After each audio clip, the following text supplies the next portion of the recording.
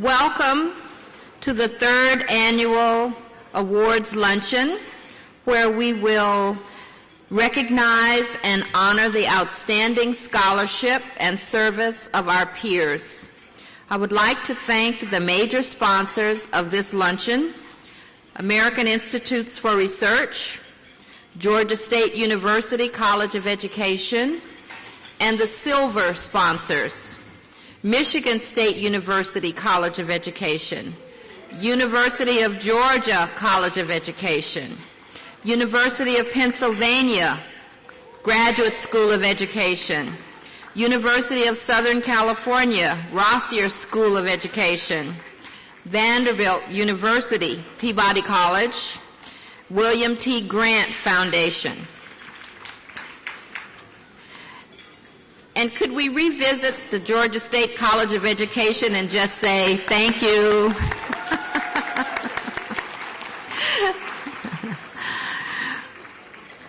Now we would like to take this time to recognize our outgoing editors and thank them for all of their hard work. And could you hold your applause until the end and we'll congratulate them all. Vivian Gadsden, educational researcher.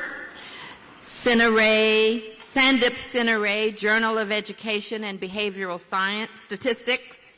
Matthew Scott Johnson, Journal of Educational and Behavioral Statistics. Zeus Leonardo, Review of Educational Research. Kristen J. Faltis, Review of Research in Education. Jamal Abedi, Review of Research in Education. Thank you for your hard work.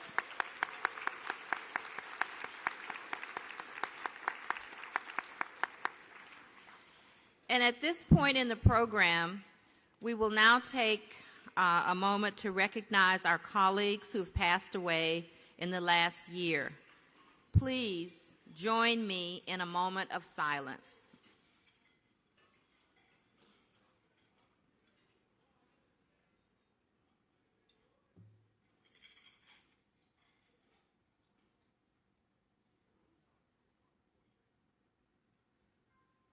Thank you. We will now wish to celebrate the awardees from this year. I would like to introduce the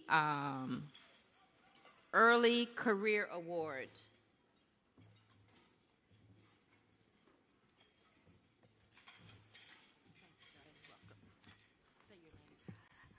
I'm honored to represent the Early Career Awards Committee for this year. Did you know that race is a common topic of online conversation among adolescents, and that adolescents are frequently exposed to racial epithets in the course of these conversations? Did you know that these types of online experiences negatively influence adolescent adjustment offline? Did you know that these experiences with racial discrimination predict psychological distress, such as anxiety and depression among youth? These are the incredibly important issues to which Dr. Brandisha Tynes, this year's recipient of the AERA Early Career Award, is contributing through her scholarship. But Dr. Tynes is not just describing this situation. She's also pursuing the coping strategies that adolescents deploy to manage the negative outcomes that are typically associated with online victimization. Her research is, unfortunately, timely. It is powerful in the sense that she's generating tools and methods for the use of the broader educational and social science communities. It is influential because her recent writing is featured in both professional and popular venues. It's practical in the sense that it has immediate implications for practice. In short, it's well-deserving of this special recognition. Please join me in congratulating Dr. Brandisha Tynes.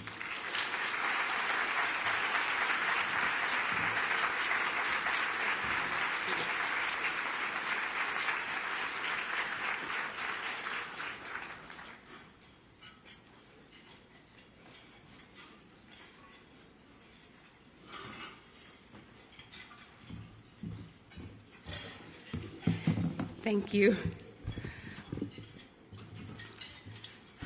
I want to thank God for this day and for my wonderful family who drove all the way from Detroit to be here. I want to thank our president, Dr. King, and the awards committee, to Drs. Chris Gutierrez and Helen Neville. Thank you for your support and being such an amazing example of the possibilities. I want to also thank my first mentor, Dr. Carol Lee, who helped me to frame my thinking around culture as an asset that could be used to promote positive academic, emotional, and academic outcomes. So in my research, when we found that, what can only be described as pre-civil rights era race relations, where youth of color are denigrated sometimes on a daily basis, I wondered how might their culture and having a strong sense of themselves serve as a buffer against the negative outcomes typically associated with these experiences. This is an important question, particularly for Black youth, who may see uniquely disparaging representations of themselves as animals and a constant questioning of their humanity and their intelligence. As my research focuses more on blended and personalized learning in schools, I'm interested in how teachers and students develop positive racial ethnic identities with technology. How can we help youth develop a lens to counter and critique the dominant messages that they receive, and ultimately empower them to design their own digital tools in these efforts? I accept this award as a charge and feel beyond inspired for this next phase of my research. Thank you, thank you, thank you.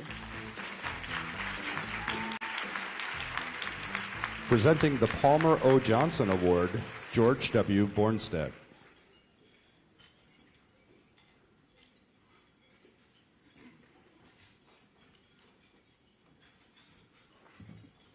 Good afternoon. The the Palmer O. Johnson Award is given to an AERA article that exhibits the highest levels of scholarship. Matthew Kraft and John Pepe present solid empirical evidence that the professional environment that teachers experience can result in improved student performance. Using data from a large urban district, the authors link teachers' responses to a survey and show that after controlling for student, peer, and school-level covariates, the mathematics performance of students with teachers who experience an orderly, supportive, and collaborative school environment perform better than students who have teachers who don't have such a supportive environment. These results suggest the importance of instituting policies that build supportive professional communities and engagements for students in schools as a way to improve teacher effectiveness. I'm very pleased to make this award.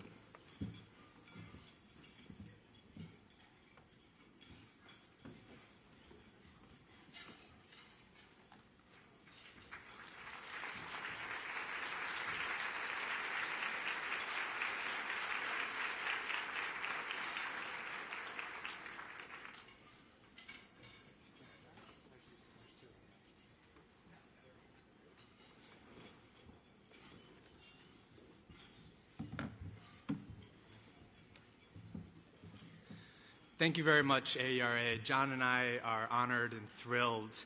And of course, we'd like to first thank our families, our little kiddos, Jack and Rose, and my little son, Dylan, and my dad, who drove up from St. Louis to be here today. And we'd also like to recognize the huge impact that our mentors at the Harvard Ed School had.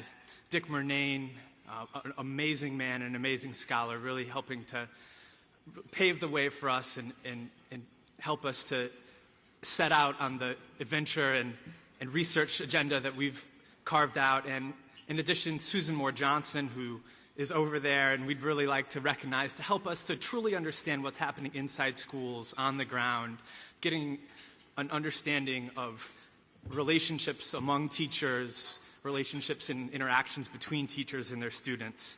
And, John and I were both high school humanities teachers, and one thing I know for sure in this uncertain world of academic research is that being inside a classroom, teaching on a daily basis, is by far the hardest professional experience that I've ever had, and that it's far harder than this world of academia, which I'm privileged to be in right now.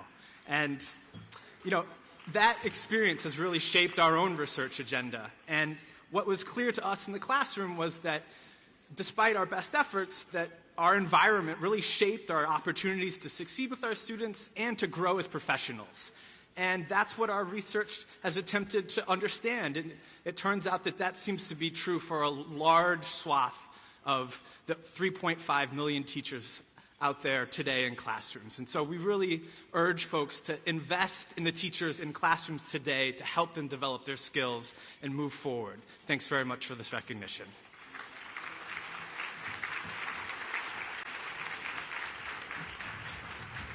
Presenting the Review of Research Award, Larry V. Hedges.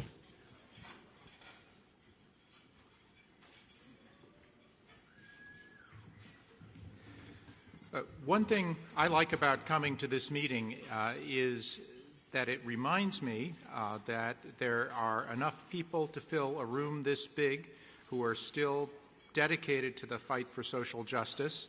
And that is, I think, one of the reasons I love AERA. It's probably one of the reasons you love AERA. We're reminded, though, that the fight for social justice is never over. It has shifting battlegrounds and that require shifting tactics and different ways of approaching the threats to social justice that we see emerging. One of the battlegrounds in which we all fight is the judicial system, and one of the aspects of that battle is involves issues of social justice surrounding language.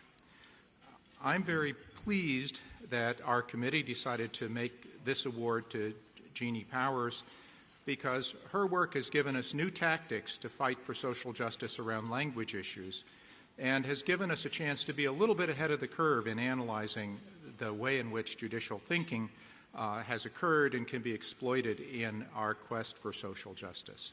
So I'm very pleased to be able to give this award to Jeannie Powers.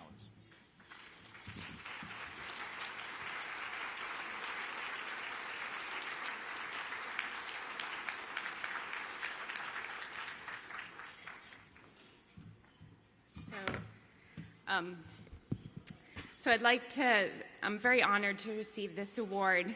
So I'd like to thank the awards committee, first of all. And what I mostly want to do with my time is to really thank the people that have helped me along the way. Because as scholars, we get these awards as individuals or as research teams, but we really stand on the shoulders of many people that have supported us in our careers in small and large ways. And so first, I want to thank the editors of RRE, Catherine Borman, Arnie Danzig, David Garcia, and Terry Wiley, who gave me the opportunity to extend my research on school segregation and think about it through the frame of language rights. At ASU, Jean Glass and David Berliner really nurtured my career there, and Gustavo Fishman has been a wonderful friend and colleague. I'd also like to thank Dean Mary Kerner, who has created a space that allows us as scholars to thrive that has created a space that has allowed us to thrive as scholars at the Mary Lou Fulton Teachers College. I'd also like to thank Dean Ida Mallion for the time, care, and energy she puts into mentoring us as faculty members and developing our careers. Finally, I'd like to thank my husband, Carl Hermans, for his love, support, and companionship. Thank you. Presenting the Outstanding Book Award, Gary G. Nadriello.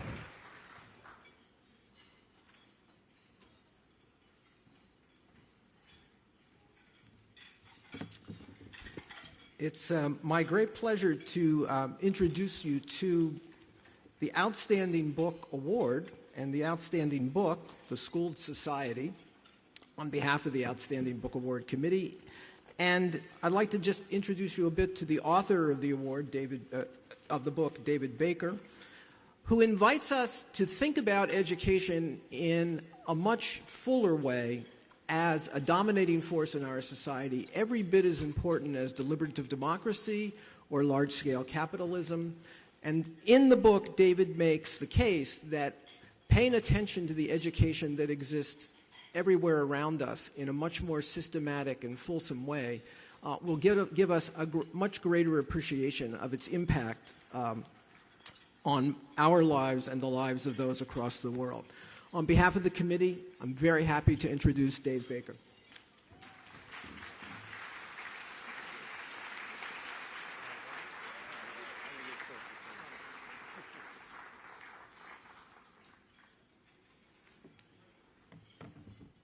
Thank you, Gary.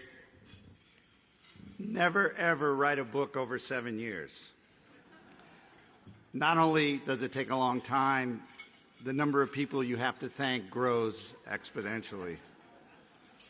I'll start with the first one, and that is my absolute favorite, sociologist of education and the mother of my children, Mary Ellen Schaub. Thank you very much.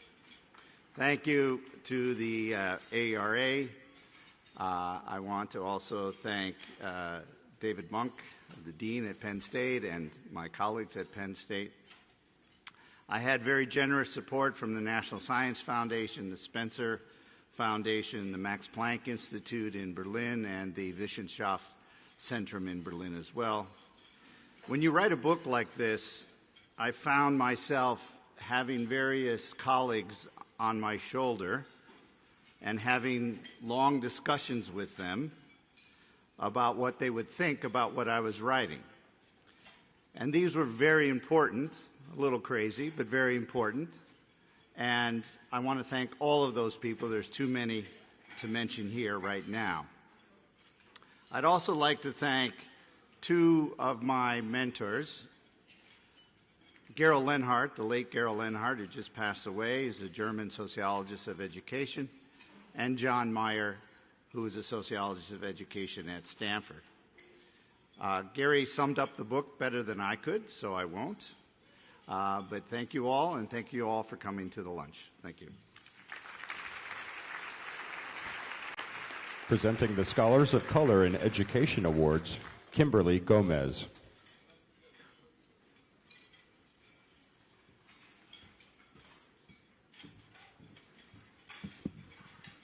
It is with great pleasure that I introduce the Committee on Scholars of Color in Education Early Career Awardee for 2015, Dr. Ebony McGee.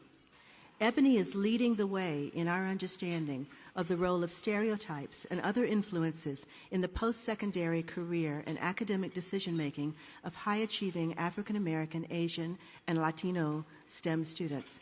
In her extensive research, McGee explores stereotype management using one's awareness of others' negative stereotypes as motivation to not only achieve, but to excel. It is not surprising that her dissertation on this subject, Race, Identity, and Resilience, Black College Students Negotiating Success in Mathematics and Engineering, received AERA's Division G Outstanding Dissertation Award in 2010. In a 3-year NSF-sponsored research study, Ebony explored the experiences and academic and career decisions of 61 STEM, Black, Latino, and Asian students, advanced undergraduate college students, who were expected to realize their ambitions in those fields. Her overall aim was to uncover the factors and considerations impacting the academic and career decisions of these students, and to understand more about how their decisions have been shaped by prior, sometimes racialized experiences. Ebony is especially interested in why some high-achieving students, despite completing a rigorous STEM education, seek careers outside these fields. Ebony is an assistant professor of diversity and urban schooling at Vanderbilt's Peabody College and a member of the Scientific Careers Research and Development Group at Northwestern University. She received her PhD in mathematics education from the University of Illinois at Chicago, and she was a National Academy of Education Spencer Foundation postdoctoral fellow and a National Science Foundation postdoctoral fellow. Ebony is a former electric engineer who trained at North Carolina A&T, an HBCU known for its remarkable nurturing and support of minority technical and engineering students. Please join me in congratulating Dr. Ebony O. McGee, Early Career Award winner.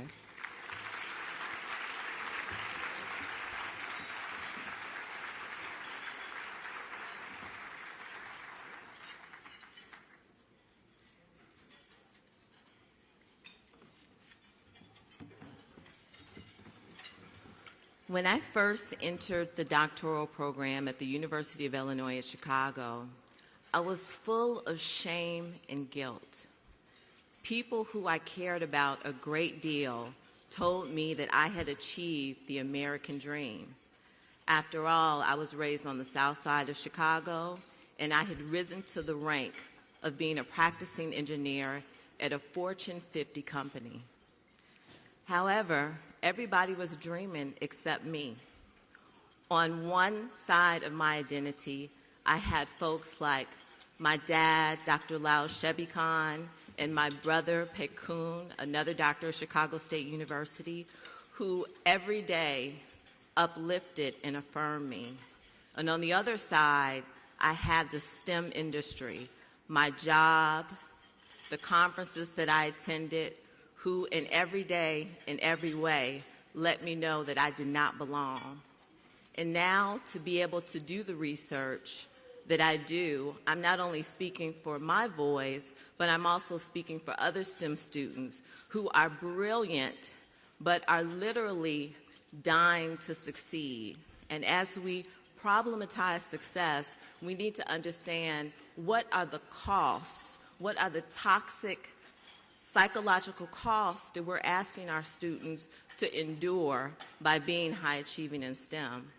And I'm fortunate enough to do this work looking at identity and resilience, because after all, as Amanda Lewis told me, you cannot do identity and resilience without looking at the work of Dr. Margaret Bill Spencer. And I'm able to look at math identity, Danny Martin and Paul Cobb and others in the STEM field.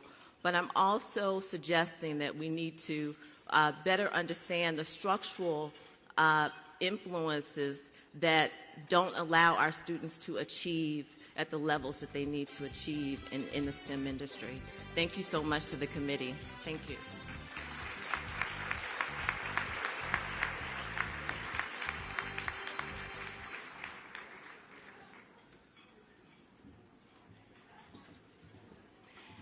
I'm also pleased and honored to introduce the Scholars of Color in Education Distinguished Scholars Award to Dr. Kevin K. Kumashiro. Professor Kumashiro is currently the Dean of the School of Education at the University of San Francisco. He is a leading expert on educational policy, school reform, teacher preparation, and educational equity and social justice.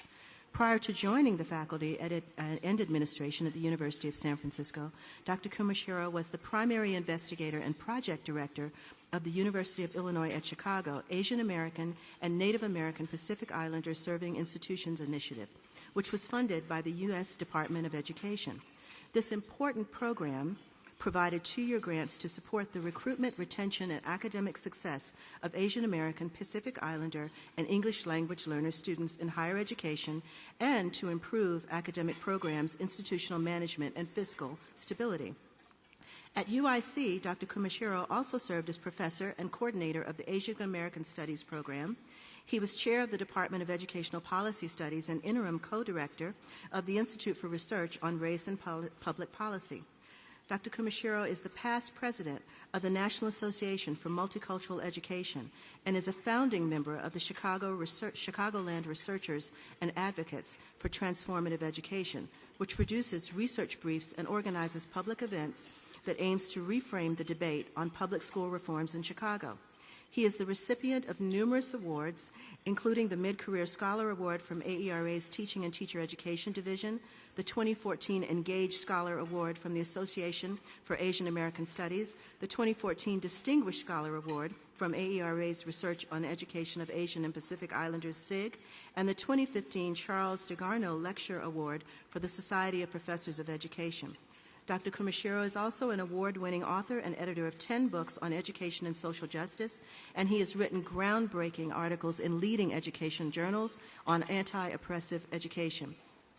Please join me in congratulating Dr. Kumashiro, Distinguished Scholar Awardee.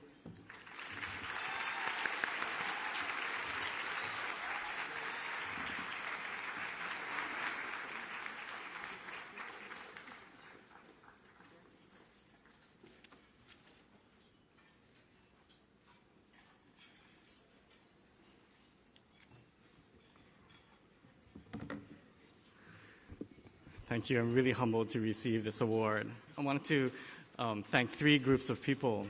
One is the Kim Gomez and the Committee on Scholars of Color, partly for your really exceptional choice for an awardee this year. I'm just kidding.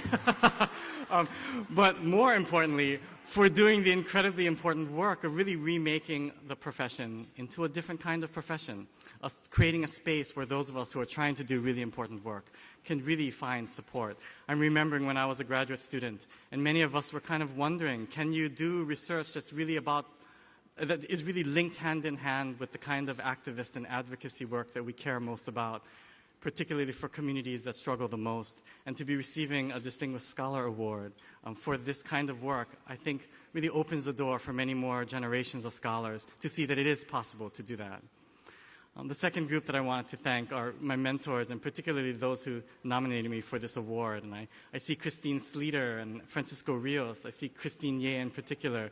These are scholars who are really redefining what it means to do scholarship in ways that's really in solidarity with the communities that struggle the most. I hope that my work can live up to the kind of example that they're setting for what is impactful scholarship in education. And finally, I see my community back there of the University of San Francisco, colleagues and friends.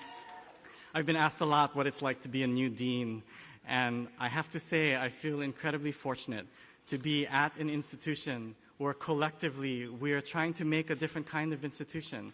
We're trying to act collectively to leverage all at our disposal to make the world a better place, particularly for those who struggle the most.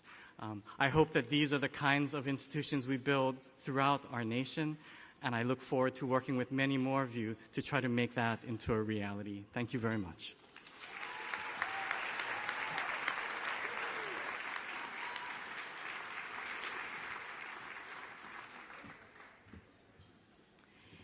And finally, it is with great pleasure that I introduce Dr. Patricia Gandara, a scholar who I feel certain is quite familiar to all assembled here today. Dr. Gandara is the co-director of the Civil Rights Project at UCLA and is a professor at UCLA in the Graduate School of Education and Information Studies. Over many years, Dr. Gandara has built a record of expertise at the intersection of educational equity, bilingual and multicultural education, particularly with respect to examination of restrictive language policies, and educational policy and reform. In recognition of her expertise and importance to the field, Dr. Gandara was appointed to President Obama's Advisory Commission on Educational Excellence for Hispanics, where she serves as the commissioner. Among her many accomplishments, Professor Gandara has directed education research and in the California legislature. She has also served as the commissioner for post-secondary education for the state of California and chaired the University of California Linguistic Minority Research Institute. Nationally, Dr. Gandara has served as a past president of the Sociology of Education Association.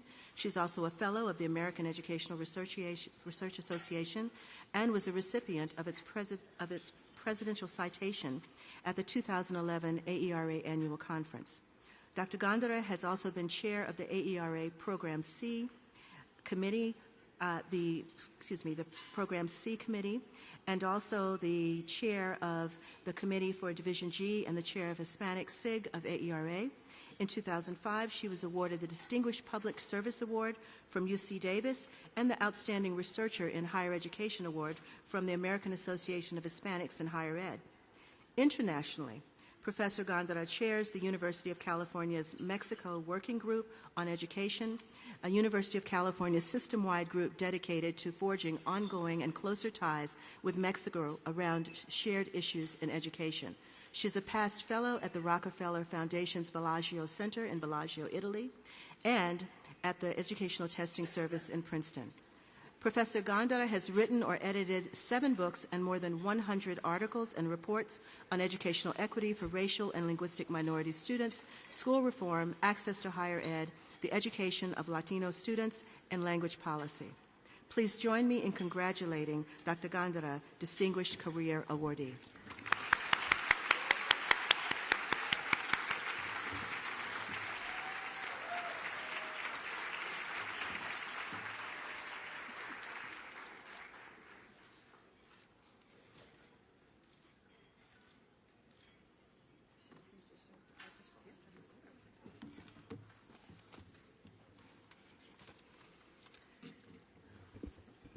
Thank you. I don't believe anyone does the work that we do for the accolades, but I have to admit it is sweet to be acknowledged by your peers in this way. Thank you very much for the honor. I thought of all the people I owe thanks to, and that list is very, very long. In fact, it's too long. I've been fortunate to have many wonderful colleagues and mentors, so I apologize beforehand for not naming people individually. So fundamentally, I think I'm here because of the commitment of one generation of people who built great public schools, both all the way from kindergarten through higher education, for the generation that followed them, and allowed kids like me, low income, working class, children of immigrants, to get a world-class education. I also know I would not be here if I hadn't been given the opportunity to sit next to kids who had the social capital that I lacked, who knew how to navigate the education system, and who brought me along with them. Unfortunately, that sense of commitment seems to have slipped away over time, and too many kids today, kids who are like me, no longer have these opportunities. It's this knowledge of how much I owe that motivates my work. Thank you for suggesting that maybe I've been on the right track.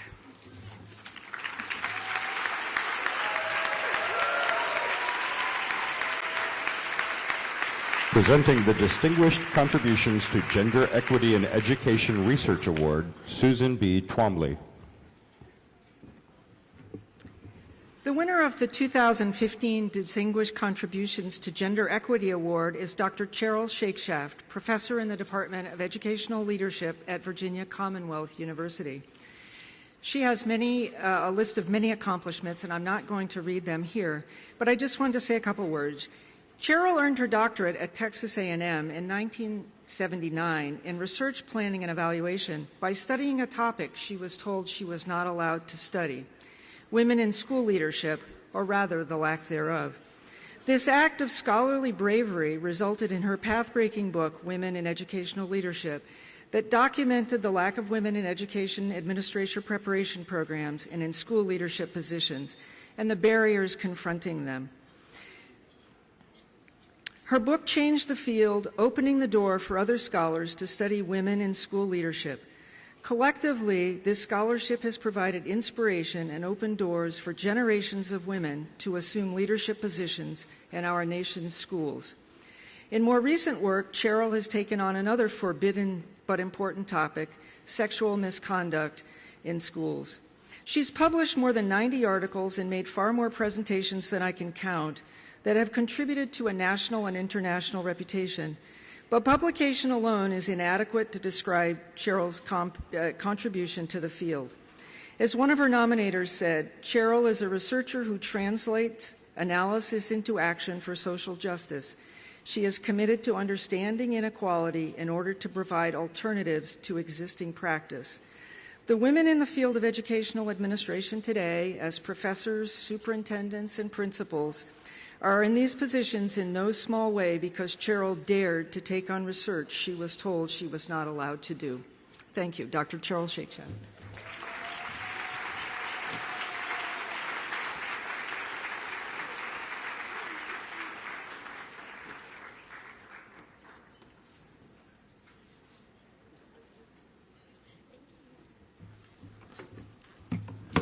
Thank you, AERA. Thank you to the committee that selected me. And thank you to many people who I just want to name very quickly.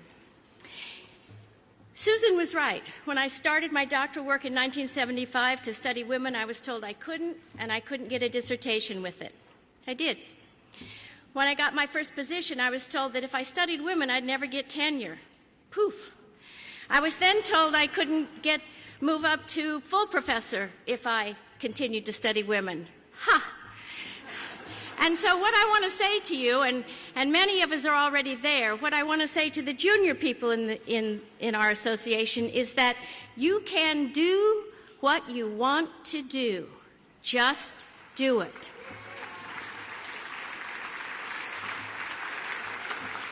So I want to thank the National Science Foundation and the U.S. Department of Education for funding my work, even if I had to call it something else.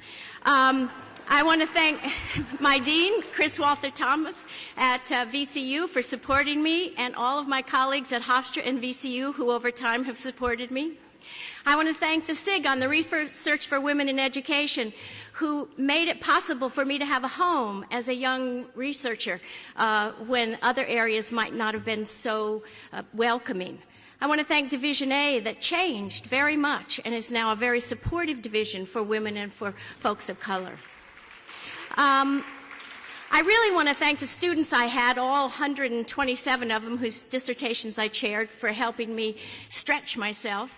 And at a personal level, I'd like to thank Selma Greenberg, an early mentor who's not with us today. And I'd like to thank my family, my husband, Dale Mann, who's always supported me and suggested I move forward, and my daughter, Emma Shakeshaft, who attended her first AERA when she was 4 months old and called me up when she was in her first year of college to say, "Mom, this is the first year I won't be at AERA." But she's here today. Thank you.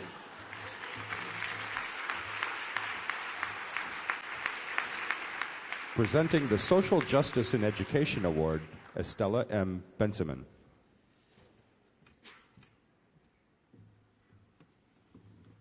It gives me great pleasure to introduce the 2015 award winner of the Social Justice in Education. The person that I'm about to introduce really needs no introduction. Gloria Ladson-Billings she was our president in 2005-06. She's currently at the University of Wisconsin-Madison, where she holds the Kellner Family Professor of Urban Education. Gloria Ladson-Billings has focused exclusively on equity and equality for racially and socially marginalized students. She has introduced us to new language, including the culturally relevant pedagogy. And she also has done research in which students of color are seen as inherently deficient for research that interrogates race as a central dynamic of oppression that is manifested in structural systems of institutional racism. I want to conclude my brief introduction by quoting Chris Gutierrez and her description of Gloria. She says, "Gloria is force. She's brilliant, an activist, and fiercely committed to doing consequential research. The sisters got it all."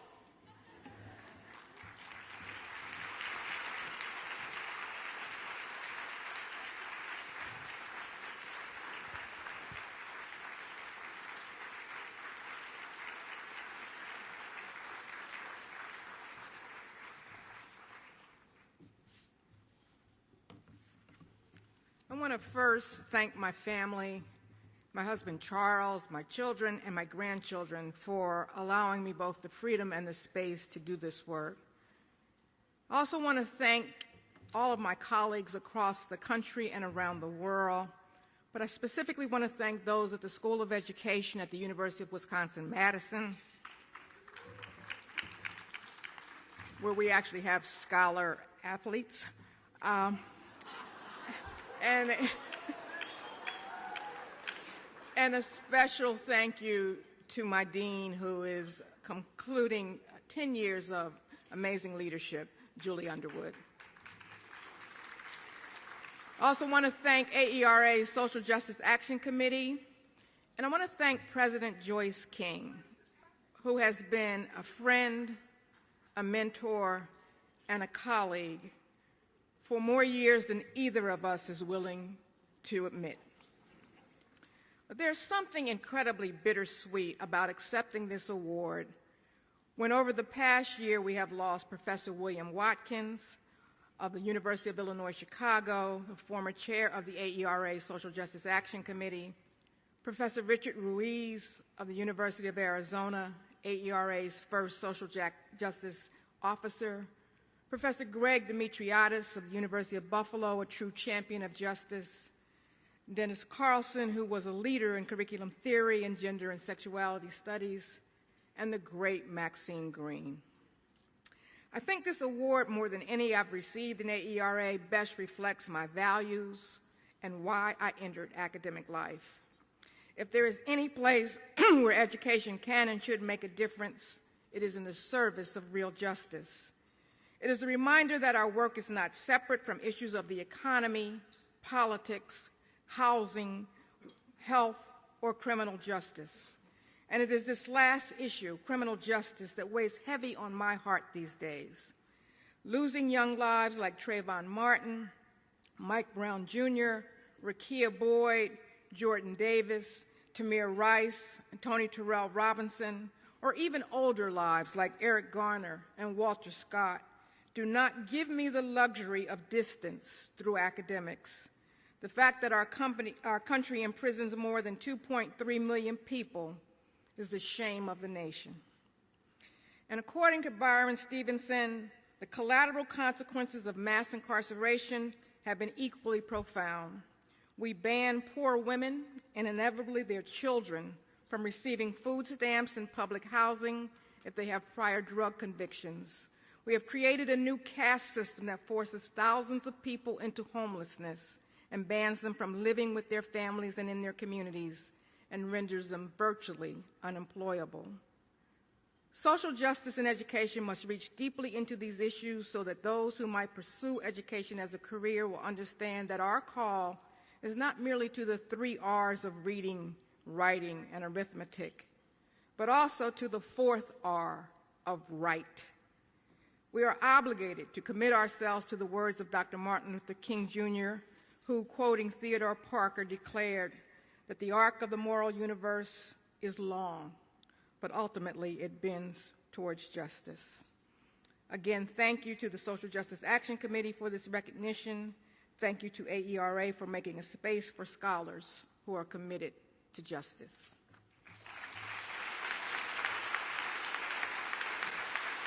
Presenting the E.F. Lindquist Award, Lee Kai.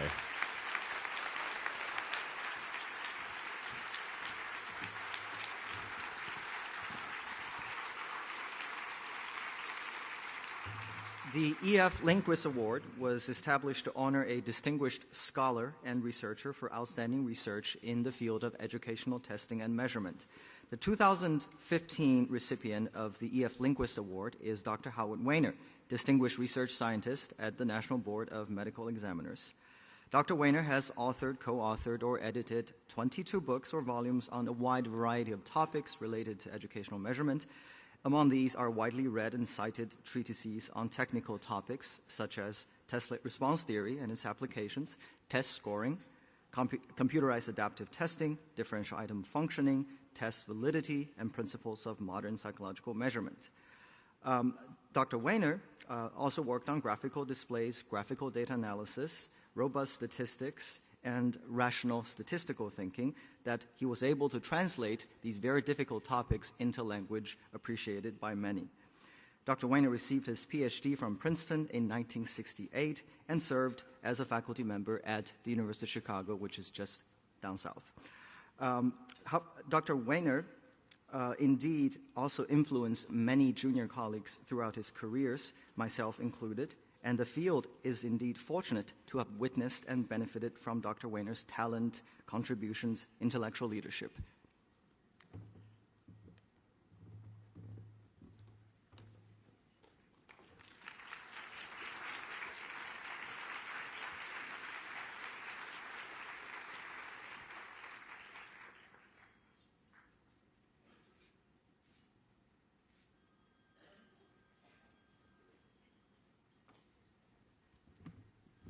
Well, I stand before you in humility and trepidation. The trepidation is because I have been listening to other people's remarks and I hadn't prepared anything. And so as I stood to get to come up here, my wife whispered to me, remember the bywords of modern architecture, less is more.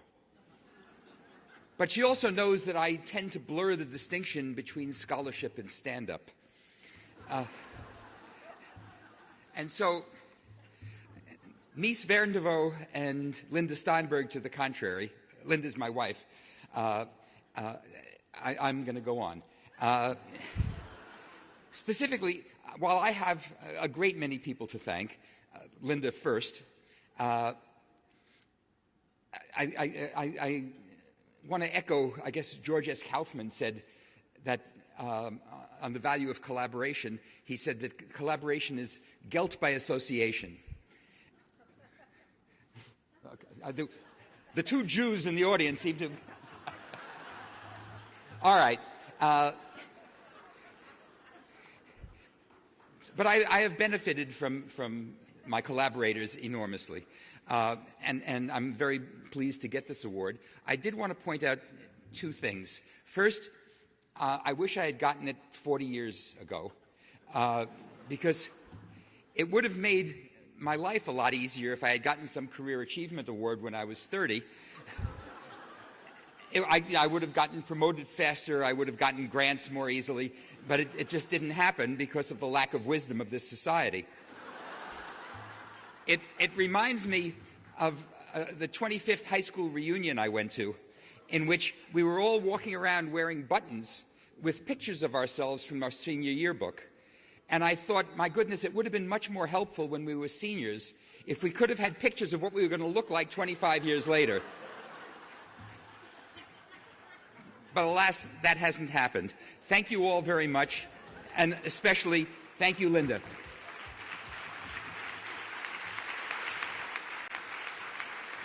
Presenting the Distinguished Public Service Award, David H. Monk.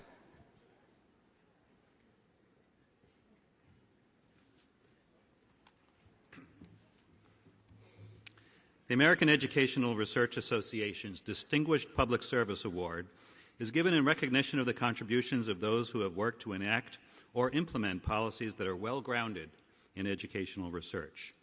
Dr. Joseph Conaty is an exceptionally worthy recipient of the 2015 Distinguished Public Service Award from AERA. He is currently a policy advisor to the Deputy Secretary in the U.S. Department of Education. The Deputy Secretary is responsible for the department's elementary and secondary education programs and many of its management functions. Dr. Conaty joined the U.S. Department of Education in 1987 as a visiting scientist. Over the last 2.5 decades, he has served in various high-level roles, including the Acting Director of the Office of Research, the Director of the National Institute on Student Achievement, Curriculum and Assessment, the Director of the Academic Improvement and Teacher Quality Program, and the Acting Assistant Secretary of the Office of Elementary and Secondary Education. During his federal career, he has worked on many of the department's research-based programs, including the Comprehensive School Reform Demonstration Program.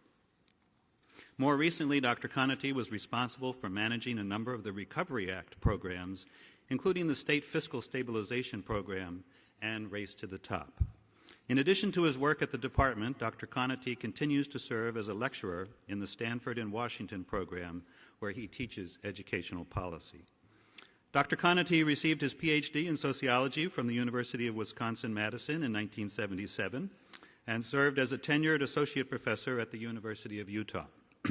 Beginning in 1984, he spent 2 years at the University of Chicago as a visiting faculty member teaching statistics to graduate students, and his publications on statistics, education, and organizations have appeared in such journals as the American Statistician, the Journal of Business Research, Social Forces, and the Journal of Social Psychology and Demography.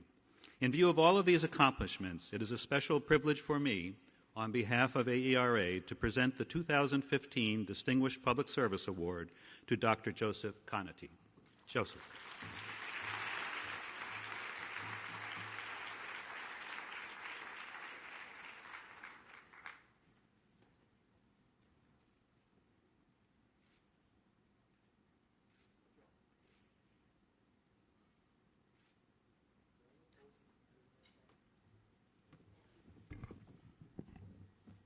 I would like to briefly say two things. One, thanks to the association for the very fact of creating such an award.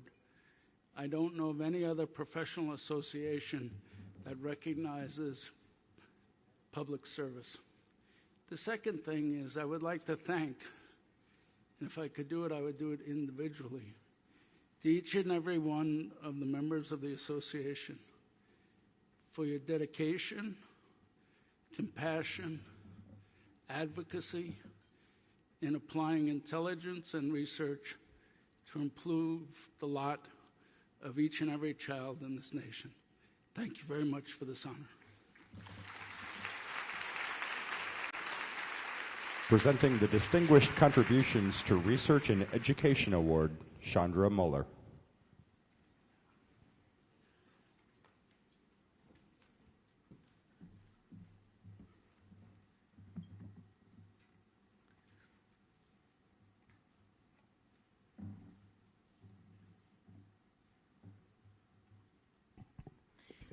The Distinguished Contributions to Research and Education Award is given to honor a meritorious contributor to educational research. Its purpose is to publicize, motivate, encourage, and suggest models for educational research at its best.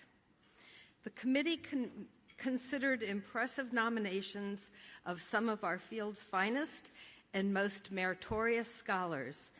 We had a rich discussion about the breadth and importance of educational research and faced a difficult choice. In the end, we agreed that this year's recipient truly stood out for his distinguished and enduring contributions to educational research. Andrew Porter is among the most productive, original, and influential research leaders of our time. His numerous letters made a strong case that he has made a major impact on education research through his own scholarship, leadership of research enterprises, mentorship, and national service.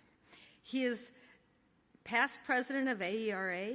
He has been a member of the National Academy of Education since 1994 and has served as its vice president. He is a lifetime National Association of the National Academies and is an inaugural fellow of the inaugural AERA fellow. He is the George and Weiss Professor of Education at University of Pennsylvania, where he was formerly dean. He has directed the Learning Sciences Institute at Vanderbilt and the Wisconsin Center for Education Research at the University of Wisconsin at Madison. His research contributions include sophisticated methodological approaches and transformative studies on the content of instruction, student assessment, the quality of teacher professional development, and educational leadership. His impact has extended beyond the academy to policy, practice, and a public understanding of some of the most important issues in education today. On behalf of the committee, it's my pleasure to give this award 2015 to Andy Porter.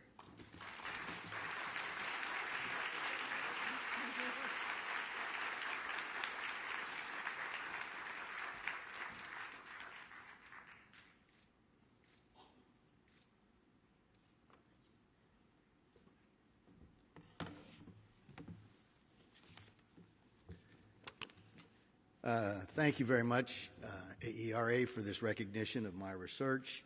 I tell you, I've had great fun doing it, and this is a very great honor to get this recognition. Of course, I have a lot of places and people to thank. I'll start with the University of Pennsylvania, our new dean, Pam Grossman, kind enough to sponsor a table. I see many of my colleagues and friends there. The university that I was at before that was Vanderbilt University, and I see my dean from those days, Camilla, over there. And before that, University of Wisconsin-Madison, and starting my career at Michigan State University. All great universities. I love each one. In fact, I had Wisconsin playing MSU in the final game. I got it half right. I had Wisconsin winning. I got it all wrong. I want to thank my funders over the years and currently Institute for Education Sciences and its predecessors, the National Science Foundation, in the U.S. Department of Education, the Office of Evaluation, and Allen Ginsberg's leadership there, and the Wallace Foundation. So I couldn't have done it without that generous support. Thank you very much. I've had many wonderful colleagues and students, many of whom are here today. I thank all of you, and especially my colleague Laura Desimone. Also, I want to thank my friend and colleague Joe Murphy. I didn't know it until later, but I understand that he led the charge on my nomination. Joe, I wouldn't be here without you, that's for sure. And I don't know who all wrote in my behalf, but I thank all of them as well. Lastly, I want to thank Julian Stanley, my mentor. I didn't even know what education research was when he recruited me to a doctoral program at the University of Wisconsin-Madison. So, Julian, you're not with us today, but couldn't have done it without you either. Thank you very much.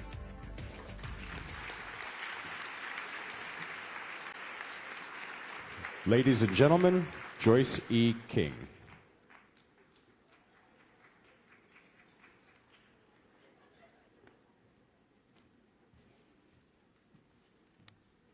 Let's give all those awardees another round of applause.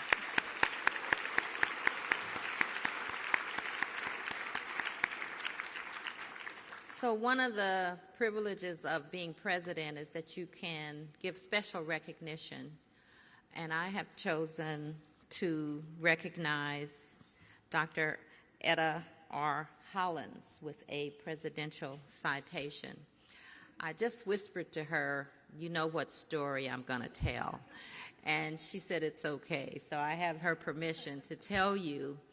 Etta published one of my first articles back in the day, graduate students, when we were mimeographing. Look that up in the dictionary. And she had a journal that she published by mimeograph, and she called me up and asked me if she could publish something that I had written. And I said, you want to publish something that I wrote? She said, yeah. I said, oh, I never thought anybody would, the academic world would be interested in what I had to say. And she said, well, I'm going to change the academic world. And I said, well, I guess I'll just hold on to your skirt tails. So, Etta, please.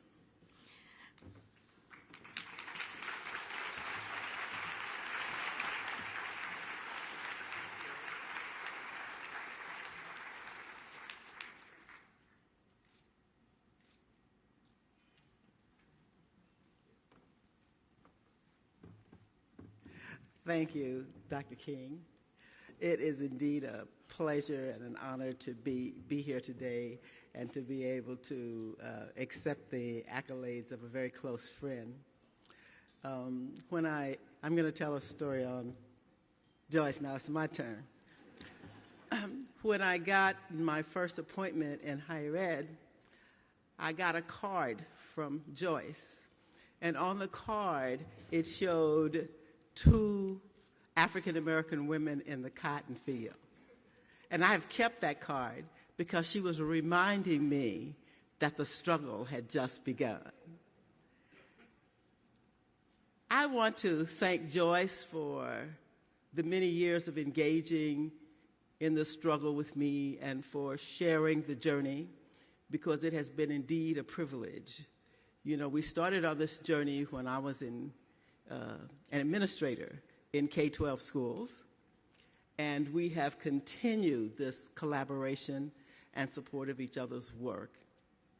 I also want to thank my mentors, especially Dr. James Banks at the University of Washington, Dr. Douglas Foley, who recently retired from the University of Texas at Austin, Dr. Johnny Mills Jones, who was also at the University of Texas at Austin, and my long-term superintendent friend, Dr. Warren Heyman. All of these people helped me to focus my work and to not forget what the work is about. This work is really about the children. It's really about making sure that all of the children have an opportunity to learn, to develop into competent, academic, social, participating individuals. And in receiving this award, I ask myself, have I done enough? Have I been focused on the right issues? Have I made a difference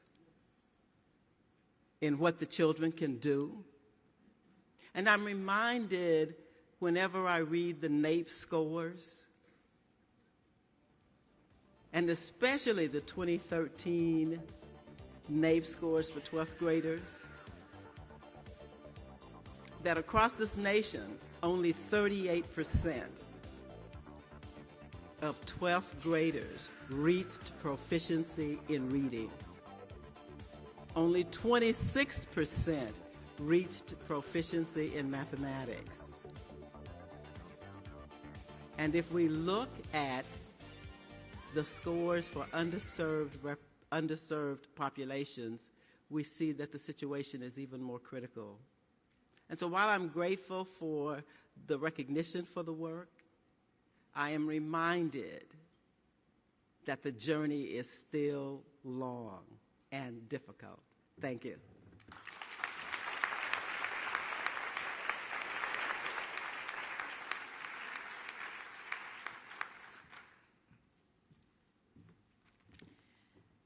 The distinguished educator you will be able to celebrate next, Dr. Adelaide Sanford, has been Queen Mother to many of us, and it was most difficult to write this little tiny paragraph about her.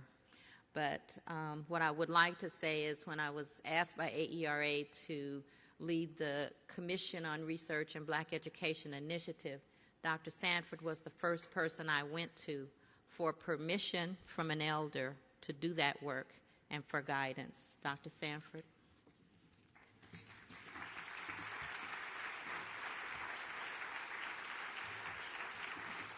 I want to give you your award after you say. To all of those gathered here, those within my eye span and those all the way in the far reaches of this enormous room, I wish that I knew each of you personally, that I knew about your hopes and dreams and disappointments. I've heard a great deal about your work, and I am in awe of it.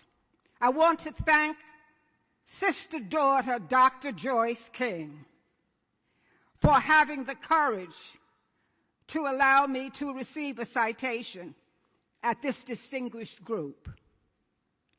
I want to thank my grandmother and my grandfather, who were enslaved people in this country by the laws of this country. and I knew them in my lifetime. I used to ask my grandmother, why did she want to live? Why didn't she run? Why didn't she slap Ole Miss and die? All of the questions of a naive child trying to put my frame of reference into her frame of reference. And she would look at me with quiet, soulful eyes and say, because of the hope that I had for what you would be, where you would go, what you would do, what you would say. And so I thank her for the memory of the responsibility and the mandate that she gave me.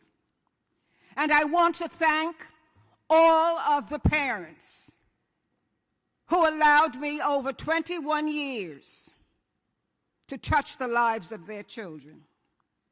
Parents who for 15 years in that school had their children on a half-day schedule so that they went into the middle school with a deficit, but it could not be recorded on their record card.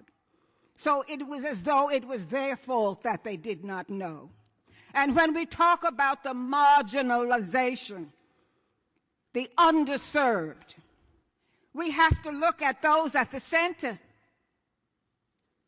who make the margins.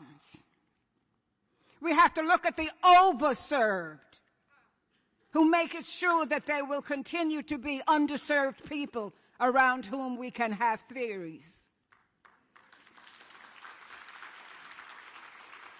And it was Peggy McIntosh at Wellesley College who talked about those who have the unearned advantages and those who have the unearned disadvantages. So when we look at the disadvantaged, we have to look at the overly advantaged. And you would think that after serving 21 years as a principal and that 21 years at the State Board of Education, in the most powerful educational policy-making board in the United States, an elected board responsible for education from pre-kindergarten through postdoctoral studies, libraries, museums, archival material, 52 professions, public television, public radio. That's a part of the responsibilities of the New York State Board of Regents. And you would think after serving for 16 years as a regent at large, traveling across the state, and then as a vice chancellor for 14 years, that maybe I had moved from the margin to the center. No, I was still at the margin because those at the center had theories about the marginalized, but they didn't have the information and the will to bring the marginalized into a center that could be shared. So I'm grateful to Sister Daughter Dr. Joyce King for allowing me to say to you that unless we confront the fact that your marvelous research, there's no way to express the enormity of the influence that your research could have if it ever got to the people who make the policy. If they were required to know what you have found out. If they were required to know how you can bring all children to excellence. If they would be required to know that teachers who have been socialized to feel superior and entitled and have the unearned advantages are assigned to those who have not and know nothing about how to get them there. I apologize to the children at Rikers Island, which we are responsible for, and are there 2 and 3 and 4 years because their parents can't raise money to hire a lawyer or a legal aid lawyer to service them. For all of those of us who are parents and grandparents of sons in America today, who carry our hearts in our hands and our lives in the hands of those in the center. Thank you for this opportunity. Thank you for what you are doing. Thank you for your brilliance. Thank you for your hard work. Thank you for your sacrifice. We must move this research into action so that the marginalized will have an opportunity to share the center. Thank you.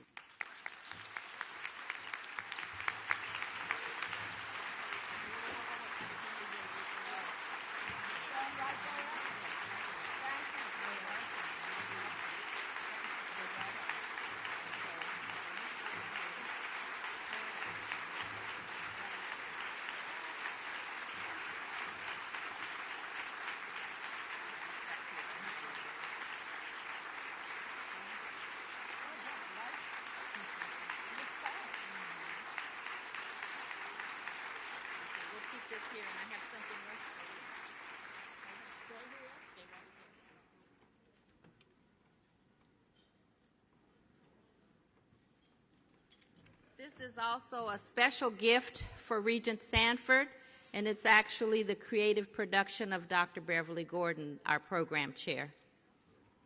We're going to leave it up here for the time being, and then they're going to ship it to you. That's fine. Thank you. That's my program, so I want it back. Thank you, Elliot.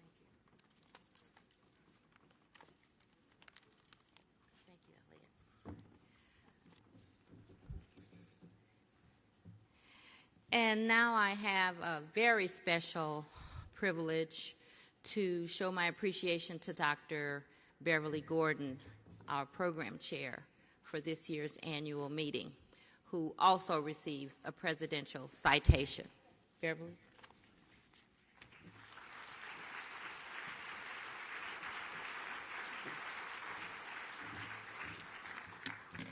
I know you are tired. You have been sitting for a long time. So I'm going to tell you one quick thing. When Joyce first decided to run for president, I called her up. I said, girl, if you get this, right, let me be the program chair, because we had worked together before. Right? Well, Charles, had I known then what I know now, maybe I'd have gone fishing.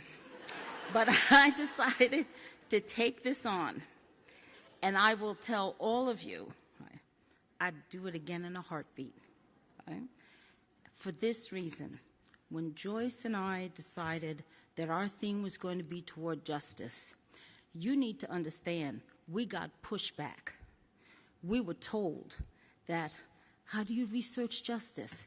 That's not quantifiable, right? What is that about? Now, being the sisters that we are, we said, go ahead on, we're going to do it anyway, right? Right? And this is the program that we have, right? We've heard from the Smithsonian, we've heard from Congress, even the NBA, hello, right? And I want to tell all of you, or say to all of you, I thank you.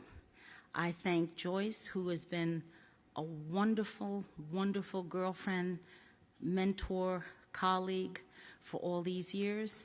I thank my family, and I must say, to follow Andy, University of Wisconsin, I'm a Badger. I know I work for a Buckeye, but I'm a Badger, right? Right? All right, don't ever.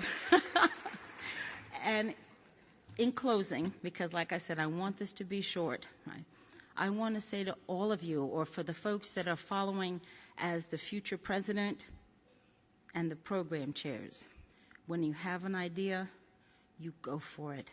With that notion of just do it, I say, as Joyce and I used to say, we're going to go head on with this.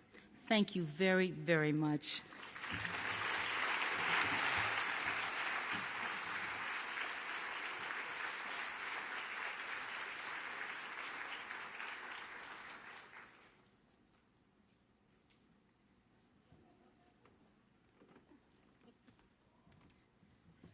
So that concludes our program for today, and stay tuned for next year.